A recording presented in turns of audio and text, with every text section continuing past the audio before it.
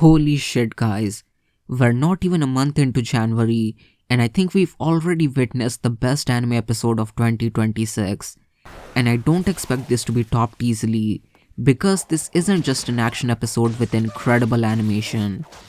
I'm sure we're gonna get plenty more of those throughout the entire year, potentially a few more from Jjk itself. But the reason I'm glazing this episode so much is because this episode shows us the incredible and heartbreaking story of Maki and Mai, which was brought to life with both incredible direction as well as animation to deliver us 28 minutes of absolute cinema. This is gonna go down in history as one of the best episodes of Jjk in its entirety, and potentially one of the greatest action episodes in all of anime. This was a whole ass mini movie, and I'm glad the staff rearranged some content of the manga to put this whole mini arc into a single anime episode. An episode focusing entirely on the Zenin clan as Maki hesitantly returns to that place and ends up losing the only person she cared about. I know people call Naoya the CEO of misogyny, but holy fuck guys, Maki and Mai's father is truly on another level. Naoya's cool curse technique and smugness makes him at least entertaining to watch, but Maki's father, Ogi Zenin, is just pure undistilled misogyny, and I get so irrationally angry whenever I see him. When I first read these manga chapters, I was truly baffled by the reveal that it was his own idea to kill Maki.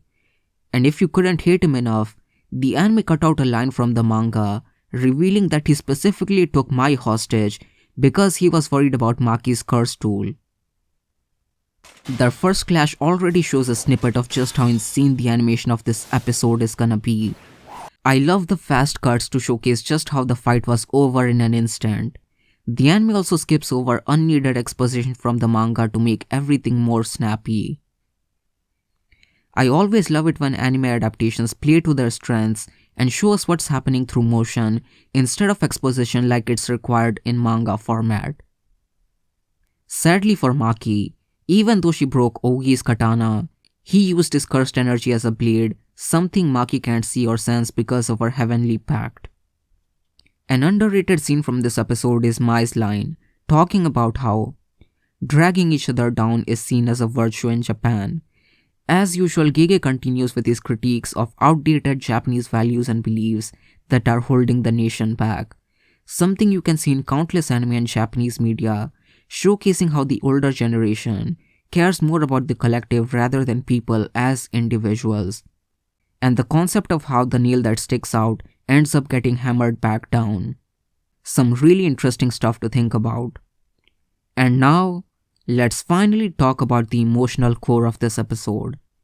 The reveal that Mai was the reason Maki's heavenly pact wasn't as good as Toji.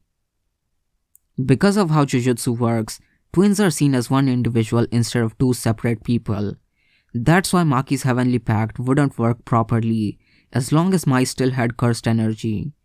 And so, Mai sacrifices her life to create a curse tool for Maki and takes their cursed energy with her, allowing Maki to unlock her true potential in exchange for her wish to destroy everything. I still remember the chills I had when I read this chapter for the first time, and the anime adapted it so beautifully.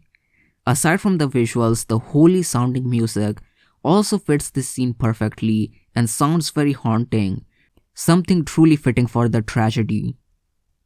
And then we finally move on to Maki Uchiha and her massacre of the entire Zenin clan. The whole second part of this episode was absolutely fucking insane, and I don't have any other words to describe it properly. They did justice to the Maki and Toji panel, which is one of the most iconic in all of Jjk. Maki slices her father in a single second, not even giving him a second to talk, and it was the most satisfying kill of the entire episode. Then she moves on to the rest of the clan. Every part of the massacre, to the mobs to eventually Naoya, is all so fucking peak and insanely well animated. I honestly can't even choose a favorite. Her genocide of the Kukuru squad highlighted the choreography and direction with insane storyboards and short compositions. And the monochrome scene, transitioning into real blood, was just absolutely perfect and bone-chilling. My favorite scene of this specific part has to be when Maki is skating on the blood. How do you even think of storyboards like this? I don't even know.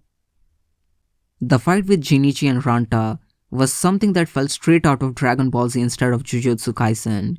This was a pure visual spectacle where it's hard to keep track of everything going on, but you can't take your eyes off the screen whatsoever. This one shows Maki's raw power going up against Jinichi as Ranta is trying to hold her back with his curse technique. This part of the episode had some of the craziest looking shots and sequences that left me utterly speechless.